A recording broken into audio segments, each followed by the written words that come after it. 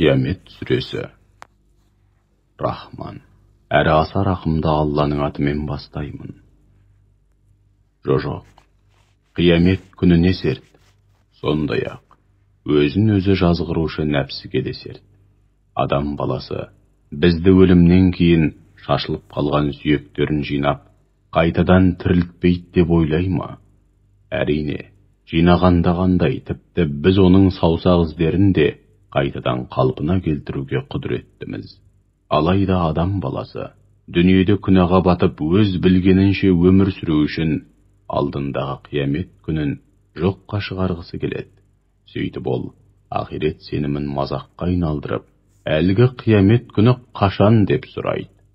Қатты үрейден көздері қарығып, қарауытқан, ай тұтылған және күн мен ай бір-бірімен тоғыстырылған кезде, міне сол күні адам баласы қашатын жер бар ма дейді. Жоқ, ол күні бас сауғалап паналайтын жер жоқ. Ол күні бәрінің барар жері Раббыңның құзыры болмақ.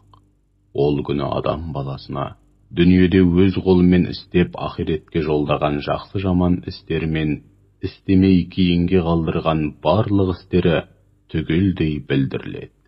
Сөйтіп адам баласы өз-өзіне қарсы куә һәм айғақ болады. Ақталып қанша жерден сылтау айтса да солай болмақ. О Мұхаммед, өзіңе уахи келгенде, оны бірден жаттап алайын деп, тіліңді асығыс қимылдатпа. Өйткені оны сенің жүрегіңе толық жинау һәм өзіңе оқыту, яғни Құранның толық жиналуы мен оқылуын қамтамасыз ету бізге тиесілі іс.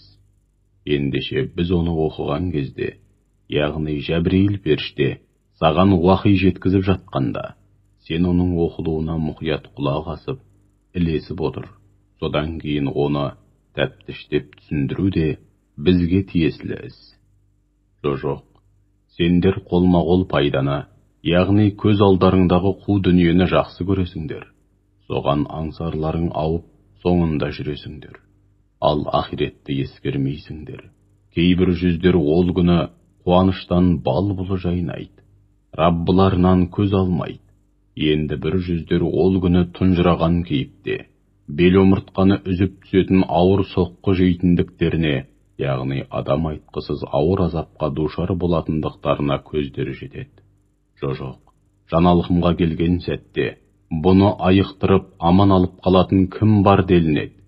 Міне сонда, жаны алқымға тіреліп, хал үстінде жатқан пенденің жақындарымен айырылысатын сәттің таяғанына көзі анық жетеді. Жан тапсырудың азабынан қос сирақ бір-бірімен айқасады. Сол күні бәрі Раббыңның дәргейіне айдалады, жөнелтіледі. Әлгі өлім аузында жаны қысылған адам дінге де сенбейтін, намаз да оқымайтын еді. Қайта дінді мойындамай, талаптарынан сырт айналатын еді. Онымен қоймай, өзінің әлгіндей жат қылығына мәз болған кейіпте кердеңдей басып, үй ішіне қайтатын. Ендеше сауап болды саған, сауап болды. Сауап болды саған, сауап болды. Сен осынау жазаға лайықсың. Адам баласы өзін елеусіз, ескерусіз қала беремін деп ойлай ма? Ол кезінде ытқып шыққан бір тамшы шәһуат суы емес педі. Артынша ана құсағына сүліктей жабысқан жабысқақ нәрсеге айналды.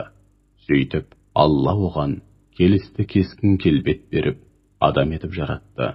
Һәм одан қос жыныс түрінде ер мен әйелді жаратты. Сонда мұның бәрін істегеннің, яғни Алланың өлілерді қайта тірілтуге құдіреті жетпей ме?